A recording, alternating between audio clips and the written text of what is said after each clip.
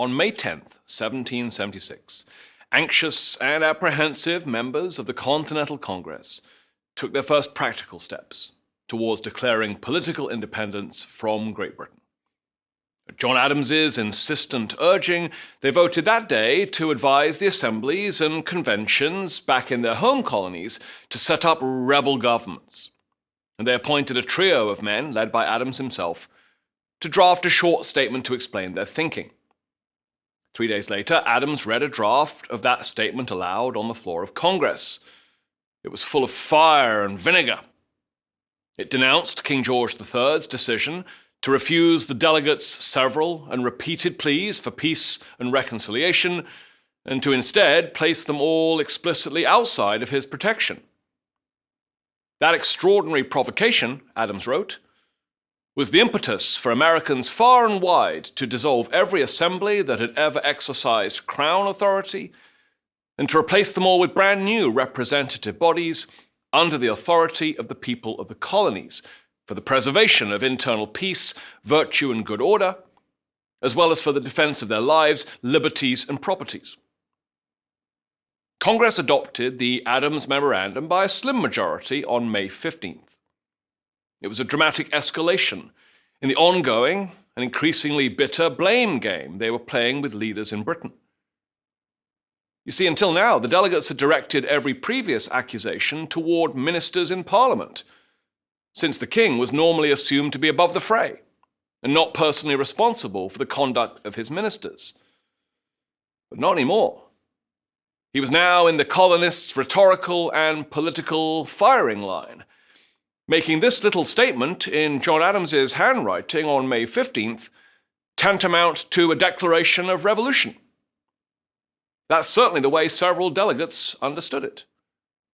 James Duane, a moderate from New York, told Adams that he thought his May 15th resolution was a machine for the fabrication of independence. Adams smiled knowingly. "I thought it was independence itself," he replied, "but we must have it with more formality yet." Adams got his wish just a few days later, when news arrived from Williamsburg, Virginia on May 27th that members of the Virginia Convention had unanimously adopted a resolution of their own there. It required their delegation in Philadelphia to formally propose that all 13 colonies represented in the Continental Congress declare themselves free and independent and absolved from all allegiance to or dependence on the Crown or Parliament of Great Britain. A few New England delegations to Congress had already endorsed the idea of breaking from Britain, but this was the first time any assembly had ordered its delegates to propose a binding motion on independence, and so the news from Williamsburg sent shockwaves around the chamber. The man who delivered this political bombshell was Richard Henry Lee, and he was no ordinary messenger. He'd previously worked with Adams to draft the resolution on rebellion that the latter had read aloud. Lee was also the principal architect of this bold new Virginia plan, and had now returned to Philadelphia to execute his mandate as a member of Virginia's delegation. Tall and gaunt, Lee was from an old and aristocratic family that owned vast lands on Virginia's northern neck. In Congress, he'd already made a name for himself as an eloquent speaker and a magnetic, charismatic presence. And he was noted for the black silk glove he wore on his left hand to disguise the absence of 4 fingers, lost in a hunting accident nearly a decade earlier. On Friday, June 7th, 1776, the man in the black glove took to the floor of the Continental Congress. There's no surviving record of all that Lee said, but we know he was furious at the Crown's unceasing efforts to force colonial submission, a subordination that Lee pointedly compared to slavery despite being a slaveholder himself. Acting on his fresh orders from the Virginia Convention, Lee now introduced an historic motion, the first formal proposal for American independence. It declared that these united colonies are, and of right ought to be, free and independent states, that they're absolved from all allegiance to the British Crown, and that all political connection between them and the state of Great Britain is and ought to be totally dissolved. John Adams had been waiting for this momentous day to come, and he eagerly seconded the motion. Many hours of intense and spirited debate followed, though the outcome was not the one Adams had been rooting for. On Saturday, June 8th, the delegates deliberated from 10 in the morning until 7 in the evening without arriving at a final decision. Adams argued energetically for voting for independence, reminding his fellow delegates of all the mail they'd been receiving from constituents back home to urge them to find their courage and take action. The American people, Adams insisted, were ready and clamoring for bold steps, and Richard Henry Lee said the same. But many other delegates were not so sure. Pennsylvania's John Dickinson, New York's Robert R. Livingston, and South Carolina's Edward Rutledge were among several to speak up in favor of delaying a vote until every colonial delegation had received updated and official instructions from home, either empowering them to endorse independence or reaffirming their opposition to it. Rutledge, in particular, worried that without complete unanimity, the fragile intercolonial unity these 13 delegations had forged over the past year would immediately begin to unravel. Delegations still bound by instructions to seek reconciliation would have no choice but to withdraw from Congress if the motion on independence carried despite their dissent. Worse still, the rump that remained would be puny and lopsided, dominated by just a few New England colonies and Virginia, and entirely ill-equipped to actually push the British Army back into the sea. It was surely best to be patient, to wait a little longer, in hopes that new directives from home were on their way, and that the voice of the people would drive everyone to vote either yes or no in due course. On Sunday evening, the delegates held a test vote. Immediate and total separation from Britain earned the support of the majority of delegates from just 7 colonies: New Hampshire, Massachusetts, Rhode Island, Connecticut, Virginia, North Carolina, and Georgia. The entire Maryland delegation abstained, while a majority of delegates from Pennsylvania, New York, Delaware, New Jersey, and South Carolina indicated their opposition. When debate resumed again on Monday morning, Rutledge thus suggested postponing the matter indefinitely. But Adams, determined to keep things moving forward, urged him to compromise, leading Rutledge to propose pushing the date of the vote on independence back by 20 days to give enough time for any revised instructions to arrive.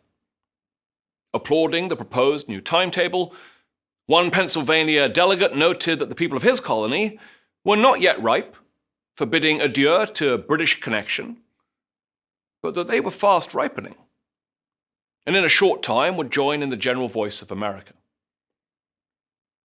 In hopeful expectation of a unanimous positive vote on independence on July the 1st, some of the delegates now moved to appoint a small committee to draft a little statement that they could have at hand to explain any future decision.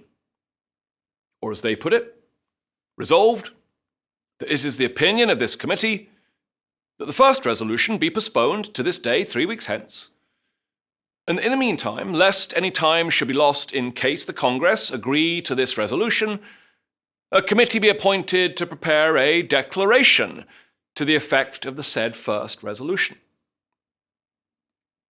This was hardly the rousing, climactic, nation-birthing moment that patriots like Adams and Lee had been fervently hoping for.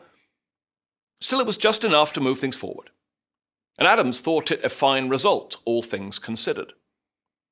In a letter to a friend back in Massachusetts that weekend, he wrote that objects of the most stupendous magnitude and measures in which the lives and liberties of millions yet unborn are intimately interested are now before us. We are in the very midst of a revolution, the most complete, unexpected, and remarkable of any in the history of nations. A few important subjects must be dispatched before I can return to my family. Every colony must be induced to institute a perfect government. all the colonies must confederate together in some solemn band of union. Today, we like to imagine that drafting the Declaration of Independence was one of the most important tasks ever undertaken by our founding fathers. But that's certainly not how those men saw it at the time. Voting on independence was hugely important, to be sure. However, composing what many of them understood to be essentially a press release to explain the possible results of a vote that wouldn't happen for another 20 days at the earliest was hardly a job worth dropping everything else to volunteer for. To some delegates in Congress, drafting that little statement felt like busy work. To others, it was simply hubris, putting the cart before the horse of an actual vote not yet taken. So it probably took some arm twisting to drum up 5 names to serve on this little committee. Richard Henry Lee was the most obvious candidate for the job, but he bowed out in hopes of returning home to Virginia to care for his ailing wife and to participate in drawing up a new state constitution. Indeed, the only person to proactively volunteer was probably John Adams, the short, stocky, and intense lawyer from Massachusetts. Adams was one of Lee's trusted confidants in Congress, as well as an outspoken and tireless advocate for independence, and he no doubt intuited the larger significance of drafting a formal announcement declaring separate nationhood. It's likely he who pushed the 4 other people who ended up serving to step forward. It was likely he who drummed up the votes needed to see them officially installed on the committee. With Lee on the sidelines, Adams knew he needed another Virginian on the committee, so he suggested Thomas Jefferson. Jefferson, a sandy-haired, lanky planter, 7 inches taller than Adams, was in some ways an obvious choice. He supported independence, was an ally of Lee, and had already shown promise as a political writer. While some found him bookish and diffident and shy and stiff, he was sober and hard-working, possessed of a sharp, analytical, lawyerly mind, and had no significant enemies in the chamber. However, in other ways, enlisting Jefferson was a bit of a gamble. He was new to Congress and still wet behind the ears, having only been appointed as a replacement when Peyton Randolph, another Virginia delegate, had been called back to Williamsburg to preside over the House of Burgesses. And Jefferson was distracted, grieving the recent death of his mother and dealing with a sick wife of his own back at Monticello, his slave plantation on a hill just outside Charlottesville. Jefferson was also something of a cipher, a man who kept his cards close to his chest and rarely spoke on the floor of Congress. During the whole time I sat with him in Congress, Adams wrote, I never heard him utter 3 sentences together. Not that this was a bad thing. Quite the contrary, John Adams surely thought Jefferson would do whatever he bid him to do. The 3rd member of the drafting committee would be Pennsylvania's Benjamin Franklin, a man Adams knew better than to try to push around or influence too directly. Still, nominating Franklin had clear advantages, as doing so immediately invested the committee's work with a strong sense of gravity, dignity, and prestige. Franklin was the most eminent man in America, a prosperous printer, accomplished writer, and respected scientist who just returned from a decade of service to the colonies as their chief lobbyist to Parliament. Once a staunch supporter of reconciliation, Franklin had recently changed his tune after a political scandal involving some leaked letters had led to a stern dressing down at the hands of the British Solicitor General. That humiliating experience before crowded public galleries in the House of Lords had soured Franklin forever on remaining part of the empire, and he was now a passionate and vocal advocate for American independence. Yet he was also north of 70 and had been battling a painful bout of gout all spring. He'd often been caught dozing during debates or been absent from Congress entirely. Still, Adams thought that having Franklin's distinguished signature on the little document their committee had been tasked to prepare would be contribution enough. The next man nominated to serve alongside Adams, Jefferson, and Franklin was New York's Robert R. Livingston, the wealthy landowner and lawyer who did not actually support immediate American independence and who had instead assisted with the Olive Branch petition that Congress had sent to the king the previous July. Livingston may seem to us a strange and even contradictory choice to serve on this committee, but Adams knew exactly what he was doing. He needed a token conservative, and he knew that Livingston's austere presence could reassure other moderates that the committee's work was sensible and credible, and not merely some form of unchecked New England radicalism run amok. The fifth delegate would be Connecticut's Roger Sherman. He too was something akin to window dressing. Sherman was a good and principled man, but he spoke and wrote with a very odd and countrified cadence, like someone from a previous century. His colleagues in Congress found him strange, even weird, and often mocked him behind his back. But Adams liked him. He'd served with Sherman on other committees in recent months and knew him to be as honest as an angel and as firm in the cause of American independence as Mount Atlas. To Adams, that was more than enough. With no other names forthcoming, the rest of the delegates quickly confirmed these 5 men to serve. At 70, Franklin was by far the oldest. At 29, Livingston was the youngest. Between them all, they represented New England, the Middle Colonies, and the South, a decent cross-section of Congress. Yet all of them were busy with other committee assignments, most of them seemingly much more important than this one. So it made sense for just one of them to take the lead drafting this announcement. The committee's first order of business was to decide who should draw that short straw. Benjamin Franklin, a truly gifted writer, might seem like the best choice, but he was exhausted and begged off. Neither Livingston nor Sherman had signed on expecting to do any actual work, and they too made excuses. That left Adams and Jefferson. Adams wanted Jefferson to do it and had his reasons. Jefferson didn't want the job, and Adams later recalled that the 2 men bickered about which of them would get stuck holding the baby. "Will you write?" said Jefferson. "I will not," said Adams. "You should do it." "Oh, no. Why will you not? You ought to do it." "I will not." "Why?" "Reasons enough." "What can be your reasons?"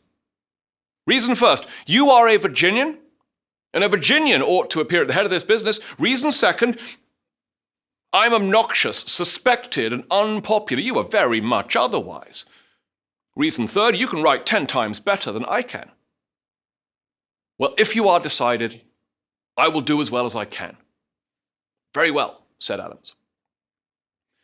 When asked about this conversation later, Jefferson said it never happened.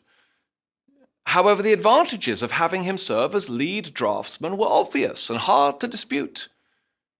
Adams was up to his neck with deadlines, correspondence, and meetings for other committees. He served on 34 of them over a 6-month period, a staggering workload. He also had his hands full, persuading, prodding, and twisting arms behind the scenes to ensure that Lee's much-delayed resolution on independence might one day soon pass.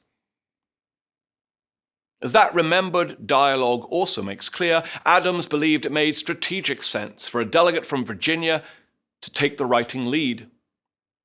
Another Virginian had proposed the original motion after all, and Massachusetts men like Adams, in fact John Adams most especially, had a reputation for shrill extremism and political abrasiveness that might do the Declaration no favors. If that document was to serve, as Adams hoped, as final proof of the broad support that independence commanded beyond the New England colonies, it would not do for it to come from his pen. Jefferson was a cleaner pair of hands, and with one of his recent political pamphlets drawing praise, and with Franklin incapacitated, he was the best choice available. For all these reasons, the canny Adams had seen to it that Jefferson had been the first person nominated to serve on this committee. According to the customs of Congress, That put Jefferson at the head of the committee and made him personally responsible for any written reports it would be expected to produce. Adams, nominated second, was officially only his deputy. Much of the inner workings of this new 5-man drafting unit are something of a mystery. No one in it actually thought to take minutes or record any details of their little committee's proceedings. All we know is that it met sparingly after selecting Jefferson to draft the document, perhaps just 2 or 3 times in total. All of these meetings held in mid-June, and all without the absent Franklin.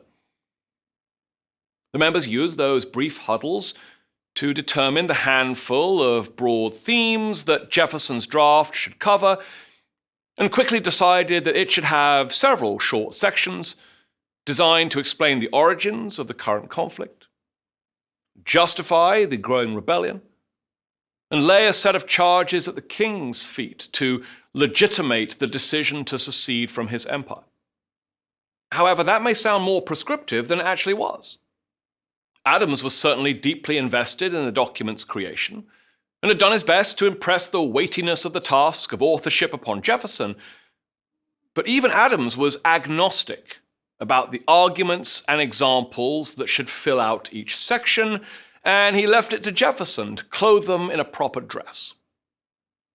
With July the 1st looming ahead, Jefferson had about 2 weeks to craft a polished statement.